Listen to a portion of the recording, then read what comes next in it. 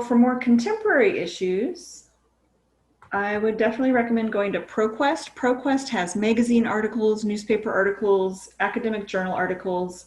For those of you who are in biology this year, you're probably going to be using Proquest for some science research.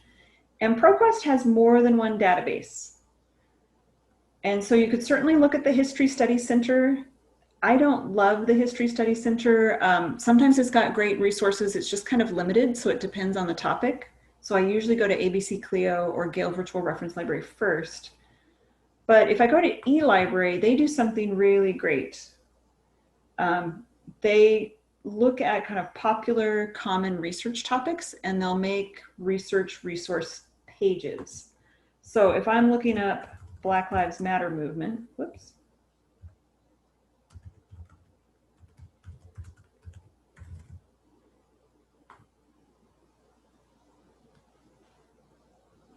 What they do for really popular topics is if you see where it says research topic and it has kind of a grayish outline, if I open this,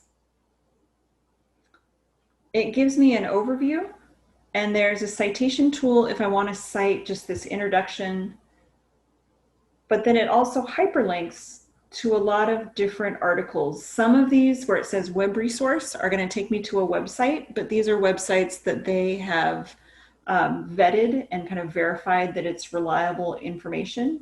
And then they also have some magazine and newspaper articles, scholarly journal articles. And so this just gives me a lot of options. And then when I go there, if it's within the database and it's not a website, I need to make sure I get a separate citation, right? Because the introduction was one citation if I'm just kind of doing an introduction to the topic. And here there's a drop-down menu, but it's choosing MLA for me.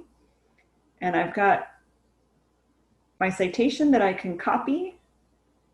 I could send it to EasyBib. We don't use Noodle tools in our district, but you could always check that out, see what you think about it.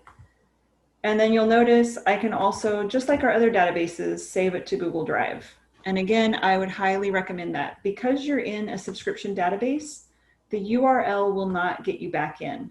You have to kind of go back in through those links that are posted either in the toolkit or on your class site. But having that URL really, because you're logged in right now, doesn't work. Just like if you had a Netflix login, you have to go through Netflix every time you want to open a film.